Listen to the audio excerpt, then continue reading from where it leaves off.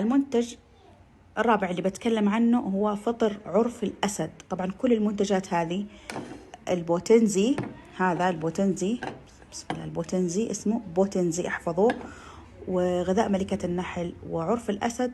تقدرون تفتحون اليوتيوب وتشوفون الأطباء وش قالوا عليهم، شيء مو طبيعي يا بنات، ما شاء الله تبارك الله نتائج المكملات هذه والفائدة منها والناس اللي استفادوا منها.